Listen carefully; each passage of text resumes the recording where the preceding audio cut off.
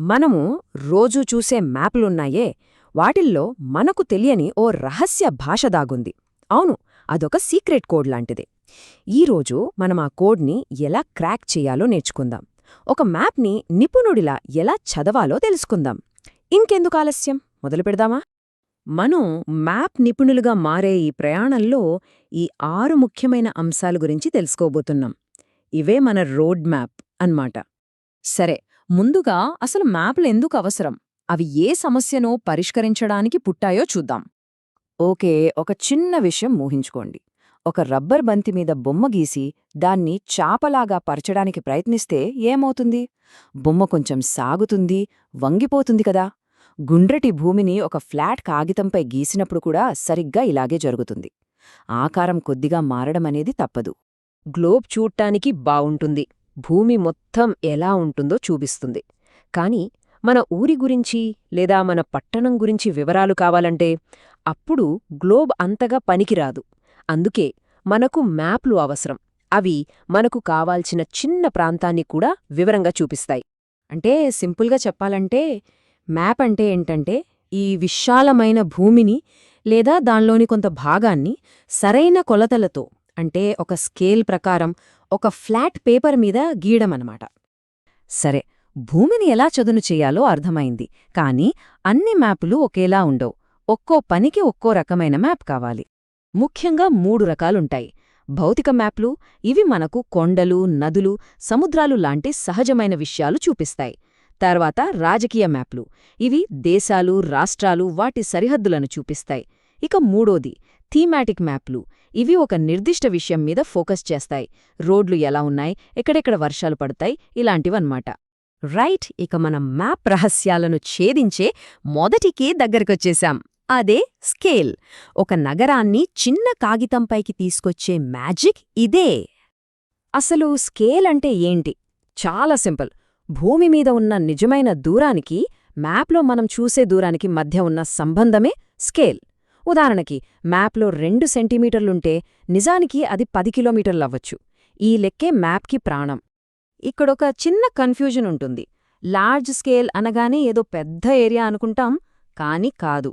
Large scale అంటే ఒక చిన్న ప్రాంతాన్ని, ఉదాహరణకి ఒక గ్రామాన్ని, చాలా ఎక్కువ వివరాలతో చూపించడం. దానికి ఠీక్ ఉల్టా స్మాల్ స్కేల్ మ్యాప్. ఇది ఒక పెద్ద ప్రాంతాన్ని, అంటే ఒక దేశం మొత్తాన్ని తక్కువ వివరాలతో చూపిస్తుంది. ఈ తేడా గుర్తుపెట్టుకోవడం చాలా ముఖ్యం. ఇందాక మనం మాట్లాడుకున్నదానికి ఇదే పర్ఫెక్ట్ ఉదాహరణ. ఈ సుందర్పూర్ గ్రామ మ్యాప్ని చూడండి. ప్రతి చిన్న సందు, ఇల్లు అన్నీ కనిపిస్తున్నాయి కదా. అందుకే ఇది లార్జ్ స్కేల్ మ్యాప్. దూరం సంగతి తెలిసింది. ఇప్పుడు మన రెండో కీ, దిక్సూచి, అంటే దిశలు. మనకు ముఖ్యంగా 4 ప్రధాన దిక్కులు తెలుసు: ఉత్తరం, దక్షిణం, తూర్పు, పడమర. వాటి మధ్యలో ఇంకో 4 ఉంటాయి: ఈశాన్యం, ఆగ్నేయం, నైరుతి, వాయువ్యం. ఈ 8 దిక్కులు తెలిస్తే చాలు, మనం ఎక్కడున్నా దారి కనుక్కోవచ్చు. చాలా మ్యాప్ల మీద గమనిస్తే పైకి ఒక బాణం గుర్తుండి ఎన్ అని రాసి ఉంటుంది. అదే ఉత్తర దిక్కు. అది ఒక్కటి తెలిస్తే చాలు, మిగతా అన్ని దిక్కులను మనం ఈజీగా కనిపెట్టేయొచ్చు. ఓకే, ఇప్పుడు ఈ సుందర్పూర్ మ్యాప్ని చూసి చెప్పండి, ఇందులో నది ఏ దిశగా ప్రవహిస్తోంది? కొంచెం జాగ్రత్తగా గమనించండి. ఎన్ గుర్తు పైకి ఉంది. నది కింది వైపుకి, కుడివైపుకి వెళ్తోంది, అంటే ఆగ్నేయం వైపు ప్రవహిస్తోంది. సరే, దూరం తెలిసింది, దిక్కు తెలిసింది. ఇక మన చివరి మూడో కీ, చిహ్నాలు, సింబల్స్ అన్నమాట. ఇదొక యూనివర్సల్ లాంగ్వేజ్ లాంటిది. మ్యాప్లకు ఒక యూనివర్సల్ లాంగ్వేజ్ ఉంది. దాని ప్రపంచంలో ఎవరైనా అర్థం చేసుకోగలరు. ఇది అక్షరాల నిజం. అంతే కదా మరి. మ్యాప్లో నిజమైన ఇళ్లను, చెట్లను, రోడ్లను గీయడం కుదరదు. అందుకే వాటి బదులు కొన్ని సింబల్స్ వాడతాం. అక్షరాలు, రంగులు, గీతలు, ఇలా. కొన్ని రంగులకైతే ఫిక్స్డ్ మీనింగ్స్ ఉంటాయి. నీలం రంగు అంటే నీరు, బ్రౌన్ కలర్ అంటే పర్వతాలు, ఇలా. వీటినే కన్వెన్షనల్ సింబల్స్ అంటారు. ప్రపంచమంతా ఇదే ఫాలో అవుతారు. మరో చిన్న ప్రశ్న. మళ్ళీ సుందర్పూర్ మ్యాప్నే చూడండి. ఆ గ్రామం పక్కనున్న రైల్వే లైన్ ఏ రకానికి చెందింది? దాని సింబల్ చూస్తే మనకర్థమవుతుంది. అది బ్రాడ్ గేజ్ లైన్ అని.